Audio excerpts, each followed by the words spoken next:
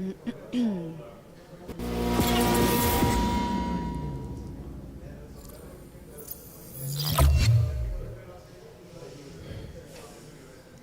Web3 TV friends, my name is Ornella Hernandez and today we are live at the Sustainable Tech and Impact Investing Summit in Dubai, organized by Carter Capital. I'm sitting here with one of the panelists, Amrita, who is a physical and digital artist. How are you? I'm great and lovely to be here in Dubai. The weather is getting amazing and we're moving into the whole festive season, so Indeed. I'm feeling fabulous. Good, and what do you think about today's event? How's it going so far? Yeah, I mean, I think it's great. I mean, obviously, the theme of today is obviously, sustainability and tech. As an artist who's a digital artist as well, and very much in the tech and the Web3 space, it's definitely something that is close to what I do and who I am. But also the concept of sustainability as we're moving into COP28 in Dubai and the UAE. The buzz is really to kind of shed a light and put a spotlight, I would say, on sustainability. But obviously that's something we should all be focusing on all the time. But it's always good to put a spotlight on it. Let's get into your background a little bit more. I know that you started off in the financial world and then turned to art world. So if you could just explain what piqued your interest in the first place to become an artist and what it looks like right now for NFT artists out there.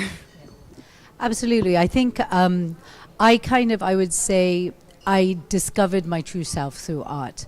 Being a banker, I think a lot of people who can relate to this, when you're in the corporate world, especially, or even in the entrepreneurial world, you're mainly in the corporate, I would say, where you're in a bit like the rat race, right? And you're just going at it.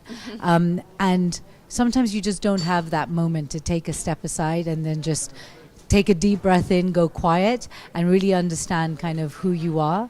And luckily enough, I was able to do that. I left the corporate world to become an entrepreneur. And while I was in that time and space, I was literally able to kind of go inward, find my voice, and my authentic self is an artist and a creative. And so I'm very grateful that I found my calling. And I think for me, the most important thing is just being able to inspire others through change, art, and technology. For somebody who's changed my story, that's really important for me. And I want to inspire others to do the same if they want to do the same, of course. Okay. Art. And for me, technology plays a massive part in it, just because my art is fundamentally based on sound, so it's dynamic. Okay. And so I kind of flowed, I would say, the natural state into the NFT world. And why NFTs? Why do you love NFTs so much? Well, NFTs for me are a medium, right? They're a form of expression, just like you would have a physical artwork, just like you would have a mural and a sculpture. And so I'm first and foremost an artist. So I've created so many different mediums. So I've painted murals, sculptures, I have physical artworks. And for me, an NFT is another expression of that. But it allows you to also, just like, you would reach a new or different audience if you were, an oil painter or an acrylic painter. If you're a digital artist who then has an NFT, you're going to meet a new audience. Right.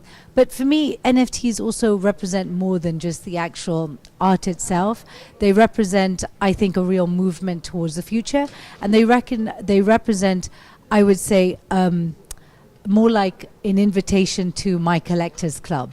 So a lot of the time, the like NFT, a members club type. Okay, exactly, that makes sense. exactly. So you buy one of my physical artworks, or one of my fashion, or one of my, my fashion items.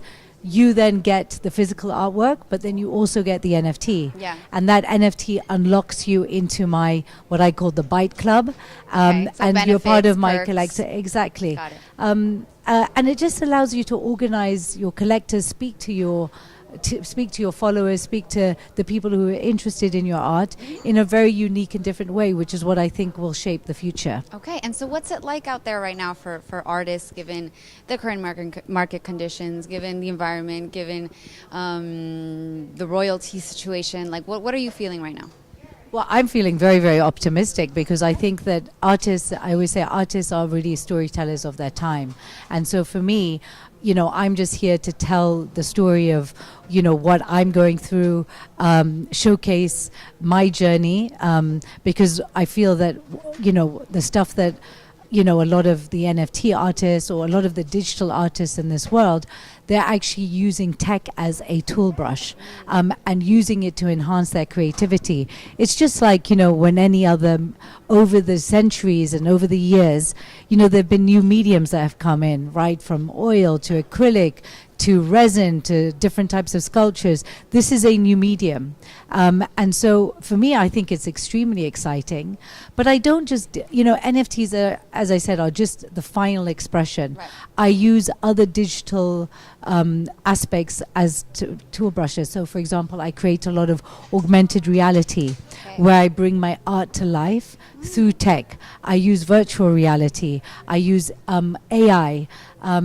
And I kind of have created a new form of, I would say, genre called art edutainment. Art edutainment, education, entertainment. Exactly, where I'm using my art to entertain people, but also to educate them on the latest technologies. So how does today's theme of sustainable technology and impact investing tie into what you do? Well, I think it's really important to shed a bit of a light in terms of, what tech will do for the sustainable world and what, obviously for me, art and tech can do. I think, over the last couple of years, we've got a lot of people who've said, NFTs, blockchain, this very unsustainable, and it's not very, helpful for the environment. But what I would like to say is that if you look at it just from an artist's perspective, let's take the journey of a physical art, because obviously I create physical art as well as digital art.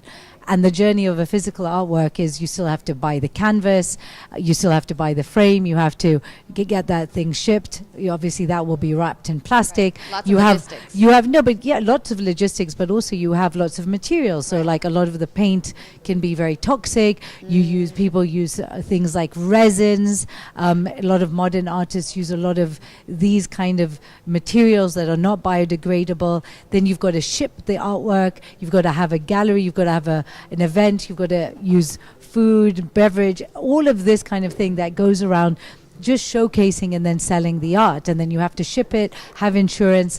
That creates a whole supply chain in itself.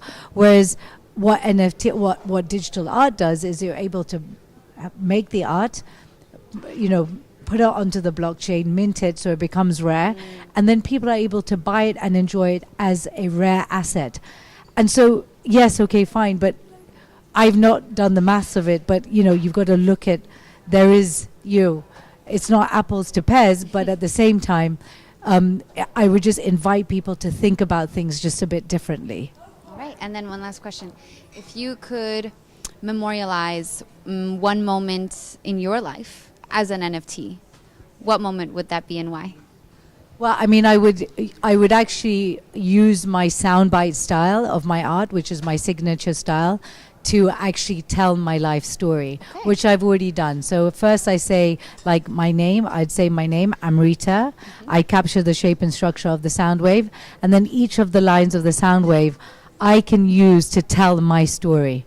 So you would look at it and my name, Amrita, a word will be worth 1,000 pictures, of which those pictures would represent my life, and that's literally exactly my style of art. Okay, love that. I'm going to look into that. So one word is worth 1,000 pictures. Yeah, so even your name, just think about, what are the images that come up for you? What are the images that come up for your friends and family, or for the viewers who know you? What are the images, and what is the narrative and the story that you are not only telling yourself, but what are you telling the world? And so what I always like to say to people is that we are, directors, writers, and painters of our own life. And so life is like a canvas. You can take a new paper. If you don't like the story that you've told and the narrative and the characters that you have in your life, guess what? You can take a blank canvas and you can rewrite your story. And you can decide what you paint and how you dictate your future and what story you're telling about your life. All right. Well, that's a great message. Thank you so much for your time today, Amrita. Lovely to meet you, and thank you so much to Carter Capital as well as the Palace Downtown. And everyone, please stay tuned for more interviews coming up at the Sustainable Tech and Impact Investing Summit today.